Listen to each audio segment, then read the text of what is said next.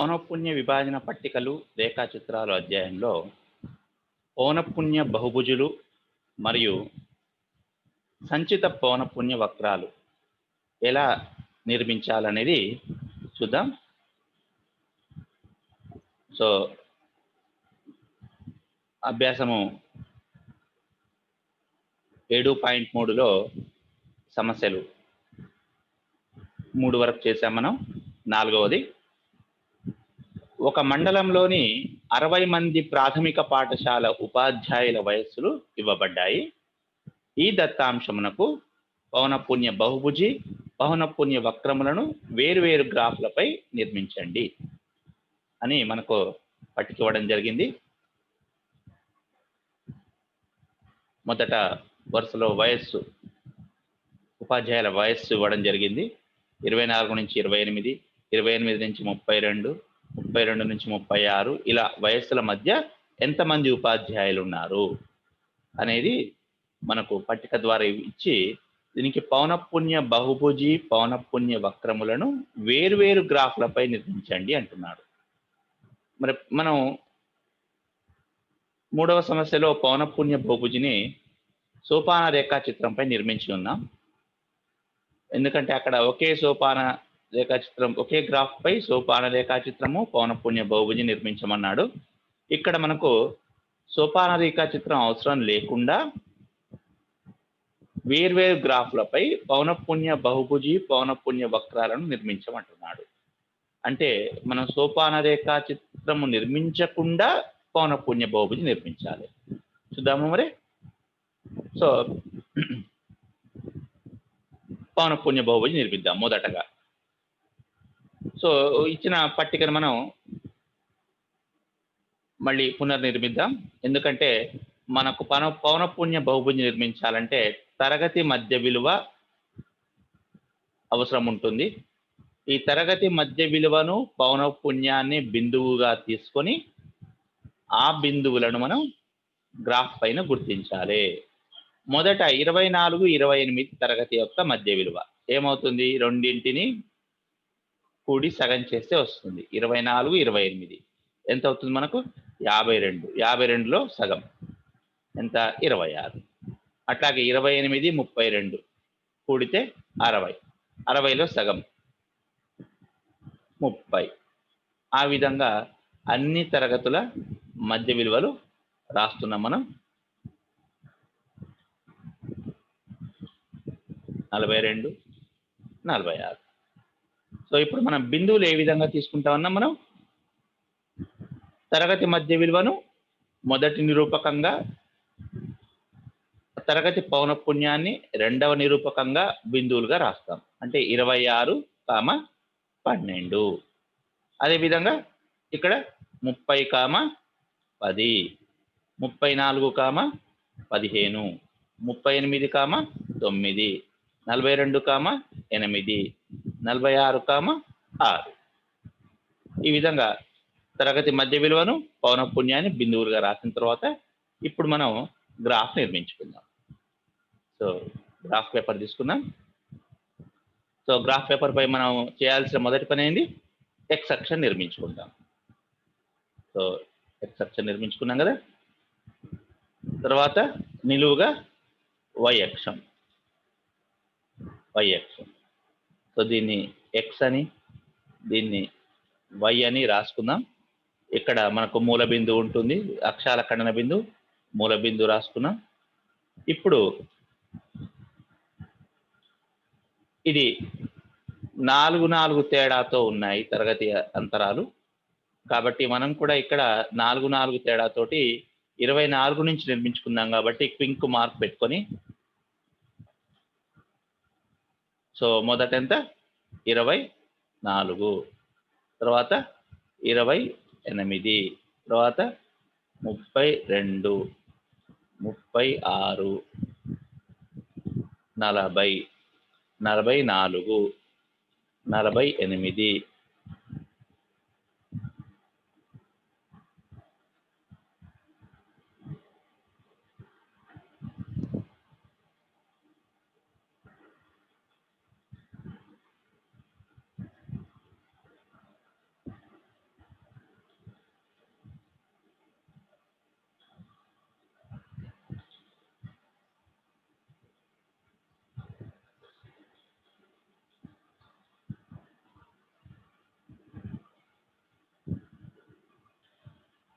ఆ తర్వాత 52 ఆ విధంగా మనం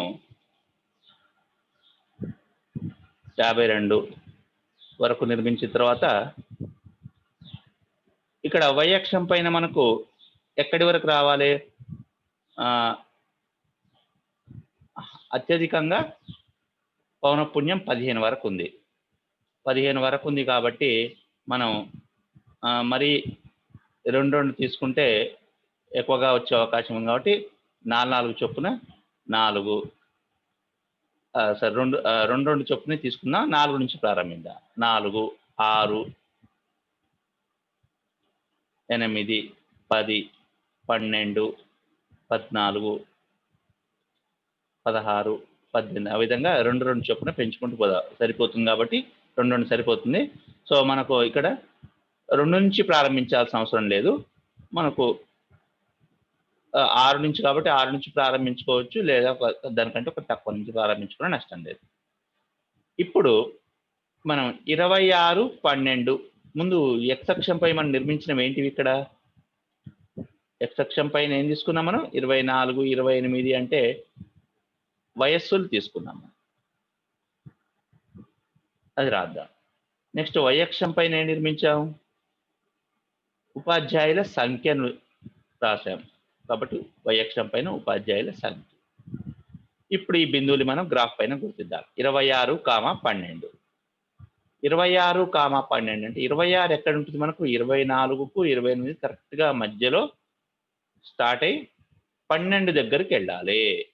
అంటే ఇక్కడ వస్తుంది చూసారా? 26 నుంచి 12 దగ్గరికి వెళ్ళి అక్కడ మనం బిందువును గుర్తించుకుంటాం. ఆ తర్వాత బిందువు ఏంటి? 30, 10. 30 ఎడ ఉంటుంది? 28కి 32కు మధ్యలో 30 ఇక్కడ ఉంటుంది కదా. ఇక్కడి నుంచి ప్రారంభించి మనం ఎక్కడికి వెళ్ళాలి? 10 దగ్గరికి వెళ్ళాలి. 10 దగ్గరికి వెళ్ళి అక్కడ బిందువును నిర్మించుకోవాలి. ఆ తర్వాత 34, 15. 34 అంటే ఇక్కడ ఉంటుంది. సో ఇక్కడ ప్రారంభించి మనం 15 దగ్గరికి వెళ్ళాలి. 15 అంటే ఎక్కడ ఉంటుంది? మనం 14, 16ల మధ్యలో ఉంటుంది. సో సరిగ్గా అక్కడికి వెళ్ళి మనం బిందువును గుర్తించుకోవాలి. ఆ విధంగా 38, 9. 38 నుంచి 9 అంటే 8, 10ల మధ్యలో ఉంటుంది. ఇక్కడ గుర్తించడం జరిగింది. నెక్స్ట్ 42, 8. ఆ తర్వాత 46, 6. ఈ విధంగా బిందువులను గుర్తించిన తర్వాత వాటిని స్కేల్ సహాయంతో కలిపితే వచ్చేదే పౌనఃపున్య బహుభుజి. ముందుగా ఇక్కడి నుంచి ఇక్కడికి, తర్వాత ఇక్కడి నుంచి ఈ బిందువులు మనం ఏ వరుస క్రమంలో అయితే గుర్తించడం జరిగిందో అదే వరుస క్రమంలో బిందువులను కలుపుతూ వెళ్ళాలి.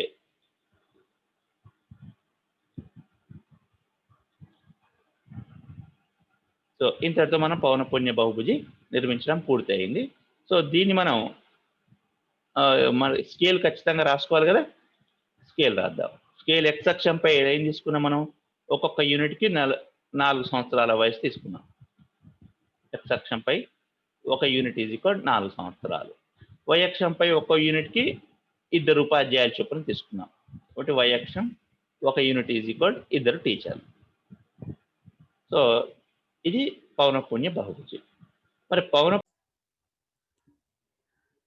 మరి ఈ విధంగా స్కేల్ కూడా రాయడం పూర్తయిన తర్వాత బహుభుజిని పూర్తి చేయడం కోసం మనం ఇంతకుముందు చెప్పుకున్నట్లు మొదటి బిందువునేమో దాని పూర్వ తరగతి మధ్య బిందువుకి, చివరి బిందువుని దాని తర్వాతి తరగతి మధ్య బిందువుకి కలుపుతాము. చూడండి, ఈ విధంగా కలపడం ద్వారా మనకు బహుభుజి పూర్తి అవుతుంది.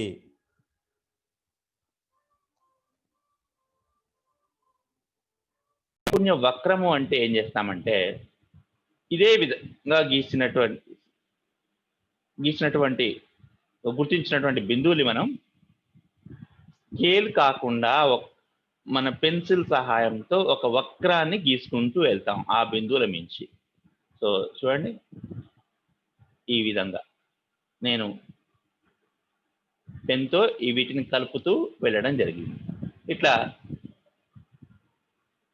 పెన్సిల్ సహాయంతో ఒక వక్రం మాదిరిగా కలిపితే వచ్చేదే మనకు పౌనఃపున్య వక్రం. అంటే పౌనఃపున్య బహుభుజికి పౌనఃపున్య వక్రానికి తేడా అయింది. బహుభుజిలో మనం స్కేల్ సహాయంతో బిందువులు కలుపుతాం. ఇక్కడ మనం చేతితోటే ఆ బిందువులను కలుపుతూ ఒక వక్రాన్ని నిర్మిస్తాం, అంతే తేడా. ఓకే, ఇది పౌనఃపున్య వక్రం. ఇది సరళ వక్రంగా ఉండాలి, అంటే మరి ఇట్లా షార్ప్గా ఇట్లా వెళ్ళినట్టు కాకుండా ఇట్లా ఈజీగా మనం సునాయాసంగా గీసుకుంటూ వెళ్ళాలి. ఇది ఈ సమస్య యొక్క సాధన.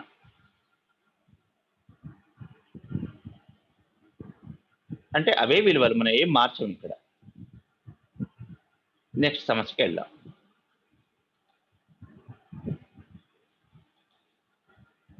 క్రింది దత్తాంశమునకు తరగతుల పౌనఃపున్యాలు రాయండి. ఆ దత్తాంశమునకు ఓజీవ్ వక్రములను రెండింటిని గీయండి. ఓజీవ్ వక్రములు అంటే సంచిత పౌనఃపున్యాల వక్రాలు. అంటే మనకు సంచిత పౌనఃపున్యాలు ఎన్ని రకాలు ఉన్నాయి? ఆరోహణ సంచిత పౌనఃపున్యం ఉంది, అవరోహణ సంచిత పౌనఃపున్యం ఉంది. ఆ సంచిత పౌనఃపున్య వక్రాలను మనం ఓజీవ్ వక్రములు అంటాము.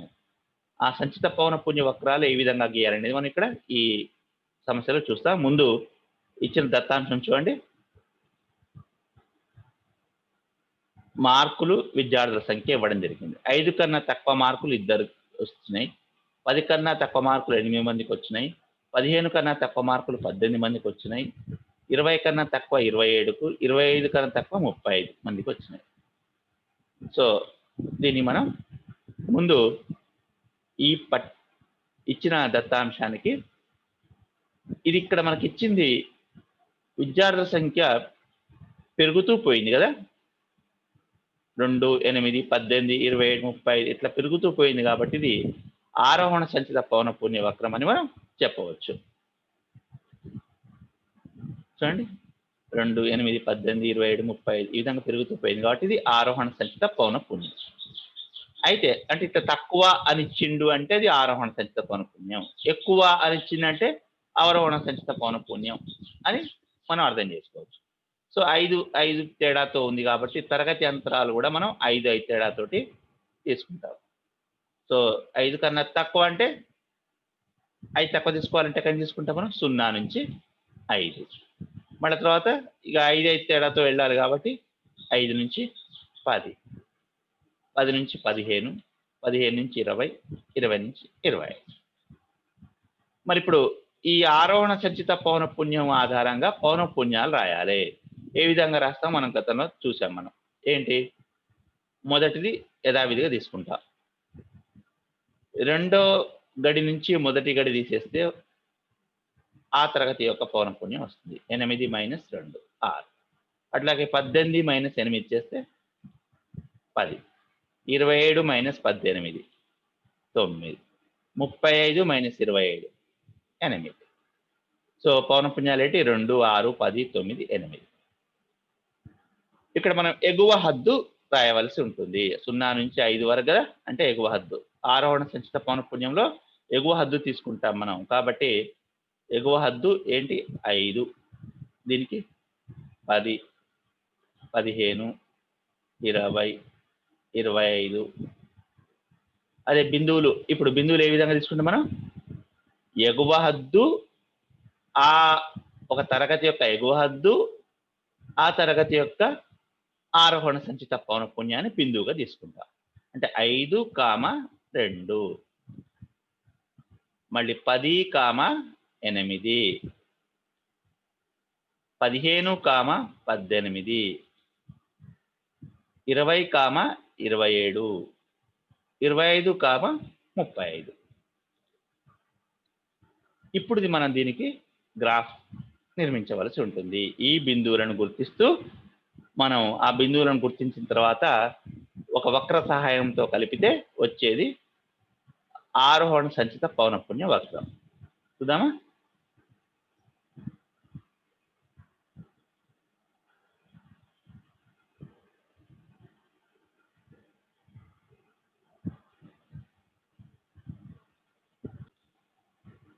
సో మనం ఇప్పుడు ఈ ఆరోహణ సంచిత పౌనఃపున్య వక్రం ఎలా నిర్మించాలో చూద్దాం. ముందు ఏం చేస్తాం, గ్రాఫ్ పేపర్ తీసుకుంటాం. తర్వాత మనకు తెలిసిందే ముందుగా నిర్మించవలసింది ఎక్స్ అక్షము, తర్వాత నిట్ట నిలువుగా గీసేది వై అక్షము. సో ఇది ఎక్స్, ఇది వై అక్షము. ఇక్కడ మూల బిందువు గుర్తిస్తాం. ఆ తర్వాత మనం ఇక్కడ హద్దులు గుర్తిస్తాం కదా, తరగతి యంత్రాలు ఎట్లా 5 5 పెరుగుతూ పోయాయి కాబట్టి సో 0 నుంచి 5, తర్వాత 10, 15, 20, 25, 30. తర్వాత ఇక్కడ మనకు మళ్ళా ఇక హద్దులు ఎట్లా ఉన్నాయి, బిందువులు మనకు 2 నుంచి 35 వరకు గుర్తించాలి. అంటే 5 5 చొప్పున తీసుకుంటే 7 అవసరం ఉంటుంది, సరిపోతుంది. కాబట్టి 5, 10, 15, 20, 25, 30, 35, 40 ఆ విధంగా మనం ఆలోచించవలసి ఉంటుంది. ఇక్కడ ఈ పౌనఃపున్యాలు తక్కువ ఎక్కడ ఉంది, ఎక్కువ ఎంత ఉంది, సంచిత పౌనఃపున్యాలు అతి తక్కువ ఎంత, అత్యధికంగా ఎంత ఉంది, ఎంత తీసుకుంటే మనకు గ్రాఫ్ సరిపోతుంది అనేది ఆలోచించుకొని తీసుకోవాల్సి ఉంటుంది. సో ఇప్పుడు మన ఎక్స్ అక్షం పైన గుర్తించిన ఏంటి, మార్కులు. వై అక్షం పైన గుర్తించినవి ఏంటివి, విద్యార్థుల సంఖ్య. సో ఇప్పుడు ఈ బిందువుల్ని మనం ఏది ఆరోహణ సంచిత పౌనఃపున్య వక్రం కోసం రాసుకున్న బిందువుల్ని ఇక్కడ గుర్తిద్దాం. సో మొదటగా 5 2. సో 5 దగ్గరకు స్టార్ట్ అయ్యి ఎక్స్ అక్షంపై 5 దగ్గర స్టార్ట్ అయ్యి 2 వెళ్తాం. అంటే ఇప్పుడు చూడండి, మనకు ఈ 0 నుంచి 5 మధ్యలో 10 చిన్న రేఖలు ఉన్నాయి. అంటే 10 చిన్న రేఖలతో 5 అవుతుంది. అంటే ప్రతి 2 రేఖలకు 1. అంటే మరి 2 గుర్తించాలంటే ఎక్కడికి పోతాం, మనం 4 రేఖలకు వెళ్తాం. సో 1 2 3 4 అక్కడ మనం బిందువు గుర్తించుకుంటాం. ఇది 5 2. తర్వాత 10 8. సో 10 దగ్గర నుంచి 8 దగ్గరికి. 8 అంటే ఇప్పుడు 5 తర్వాత 3 పెరగాలి. 3 అంటే 6 లైన్లు. సో 6 లైన్ల దగ్గర బిందువు గుర్తిస్తాం. ఆ తర్వాత 15 18. 15 నుంచి 18 అంటే 15 తర్వాత 3 లైన్లు. అంటే 3 అంటే 6 లైన్లు గీయాలి. అట్లాగే 20 27. తర్వాత 25 35. గీసిన తర్వాత ముందు స్కేల్ రాసుకున్న తర్వాత వీటిని కలుపుదాం. స్కేల్ చూడండి, ఎక్స్ అక్షం పైన 1 యూనిట్కి 5 మార్కులు, వై అక్షం పైన 1 యూనిట్కి 5 విద్యార్థులు. తర్వాత ఇప్పుడు మనం స్కేల్ సహాయంతో స్కేల్ సహాయంతో కాకుండా మనం పెన్సిల్ సహాయంతో వీటిని కలుపుతాము.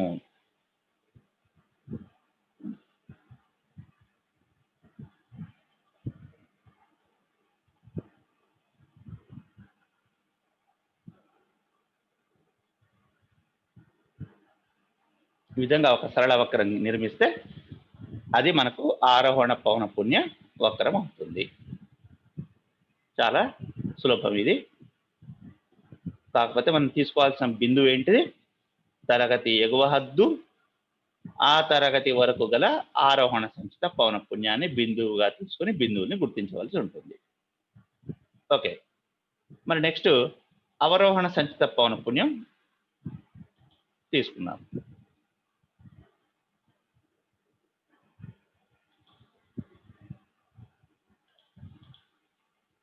అవరోహణ సంచిత పౌనఃపున్య వక్రం. దీనికోసం మనం ఇంతకుముందు మనకు ఆరోహణ సంచిత పౌనఃపున్యం లెక్కలోనే ఇచ్చాడు కాబట్టి, మనం దత్తాంశంలో ఇచ్చాడు కాబట్టి మనం ఏం సపరేట్గా రాయలేదు. ఇప్పుడు మనం అవరోహణ సంచిత పౌనఃపున్య వక్రం గీయాలంటే ముందు అవరోహణ సంచిత పౌనఃపున్యాలు రాయాలి. కాబట్టి తరగతి అంతరం పౌనఃపున్యాలు రాసుకొని ఇప్పుడు మనం అవరోహణ సంచిత పౌనఃపున్యాలు రాసుకుంటూ వెళ్దాం. సో ముందు ఎక్కడి నుంచి స్టార్ట్ చేస్తాం? అవరోహణ సంఖ్య కింద నుంచి స్టార్ట్ చేస్తాం. 8 8కి 9 కలిపితే 17 17కి 10 కలిపితే 27 27కి 6 కలిపితే 33 33కి 2 కలిపితే 35. మరి అవరోహణ సంచిత పౌనఃపున్యానికి ఆరోహణ సంచిత పౌనఃపున్యానికి ఎగువ హద్దు ఏ విధంగా రాసామో అవరోహణ సంచిత పౌనఃపున్యానికి దిగువ హద్దు రాసుకుంటాం మనం. అంటే రాయాల్సింది దిగువ హద్దు.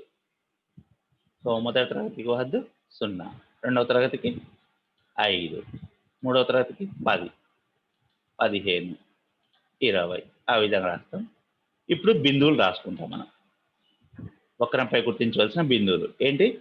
దిగువ హద్దు మొదటి నిరూపకంగా, ఆ తరగతి వరకు గల అవరోహణ సంచిత పౌనఃపున్యం రెండవ నిరూపకంగా బిందువు రాస్తాం. చూడండి 0, 35, తర్వాత 5, 33, 10, 27, 15, 17, 28. ఇప్పుడు బిందువులు కూడా రెడీ అయ్యాయి మనకు. ఇప్పుడు గ్రాఫ్ని మనం తీసుకుందాం. గ్రాఫ్ పేపర్ తీసుకుందాం. సో ముందు యథావిధిగా x అక్షం, తర్వాత y అక్షం, ఇక్కడ x అని ఇక్కడ y అని రాసుకున్న తర్వాత ఇది మూల బిందువు. సో ఇందాకటి మాదిరిగానే తరగతులు కూడా తీసుకుందాం. 5, 10, 15, 20, 25, 30, 35 అవసరం లేదు కదా. సరే ఇక్కడ 5 తీసుకుందాం. మళ్ళీ ఇక విద్యార్థుల సంఖ్య y అక్షం పైన 10, 15, 20, 25, 30, 35 ఇక మనకు అవసరమైతే ఇంకోటి తీసుకోవచ్చు. సో x అక్షం పైన ఏం గుర్తించాం మనం? మార్కులు. y అక్షం పైన ఏం గుర్తించాం? విద్యార్థుల సంఖ్యని. ఇప్పుడు ఇక ఈ బిందువుల్ని మనం గ్రాఫ్ పేపర్ పై గుర్తించాలి. మొదట 0, 35 అంటే 0 నుంచి స్టార్ట్ అయ్యి పైకి 35 దగ్గరికి వెళ్తాం. వెళ్ళి ఇక్కడ బిందువుని మనం గుర్తించుకుంటాం. ఆ తర్వాత 5, 33 5 నుంచి స్టార్ట్ అయ్యి 33 దగ్గరికి వెళ్తాం. అక్కడ గుర్తిస్తాం. నెక్స్ట్ 10, 27 10 నుంచి స్టార్ట్ అయ్యి 27 దగ్గరికి వెళ్తాం. 15, 17 15 నుంచి ప్రారంభించి 17 దగ్గరికి, అంటే 17 అంటే ఈ y అక్షం పైన చూస్తాం అన్నమాట. 17 ఈ ప్రాంతంలో ఉంటుంది. ఆ తర్వాత 28 x అక్షంపై 20 స్టార్ట్ అయ్యి y అక్షంపై 8 దగ్గరికి వెళ్తాం. అంటే మళ్ళీ ఇంతకు ముందు మాదిరిగానే మనం ఈ బిందువులన్నింటినీ పెన్సిల్ సహాయంతో, స్కేల్ సహాయంతో లేకుండా పెన్సిల్ సహాయంతో కలిపితే, కేవలం పెన్సిల్ని ఉపయోగించి కలిపితే అది మనకు అవరోహణ సంచిత పౌనఃపున్యం అవుతుంది.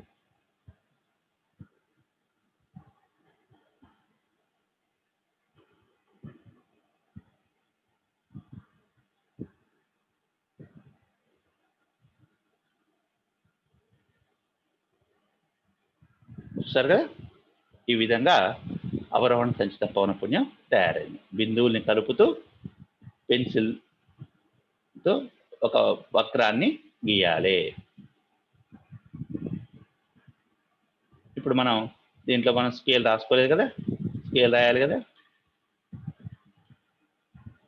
స్కేల్ x అక్షం 1 యూనిట్ 5 మార్కులు, y అక్షం 1 యూనిట్ 5 విద్యార్థులు. ఈ విధంగా మనం ఆరోహణ అవరోహణ సంచిత పౌనఃపున్య వక్రాలను నిర్మించవలసి ఉంటుంది. సో స్టూడెంట్స్, ఇంతటితో మనకు ఈ పౌనఃపున్య విభాజన పట్టికలు, రేఖాచిత్రాల అధ్యాయాన్ని పూర్తిగా బోధించుకోవడం జరిగింది. ఈ పౌనఃపున్య విభాజన పట్టికలు, రేఖాచిత్రాలు మీరు చక్కగా సాధన చేస్తే మీకు తదుపరి క్లాసుల్లో మీకు ఏది 9వ తరగతి అయితేంది, 10వ తరగతి అయితేంది, ఈ సాంఖ్యక శాస్త్రానికి సంబంధించిన సమస్యల్ని సులభంగా మీరు నేర్చుకోవచ్చు. కాబట్టి 8వ తరగతిలోనే ఈ పట్టికల్ని ఈ వక్రాల్ని బాగా సాధన చేస్తే మీకు పై తరగతిలో సులభం అవుతుంది. ఇక నెక్స్ట్ క్లాస్లో మనం వేరొక అధ్యాయాన్ని ప్రారంభించుకుందాం. అంతవరకు సెలవు. బాయ్.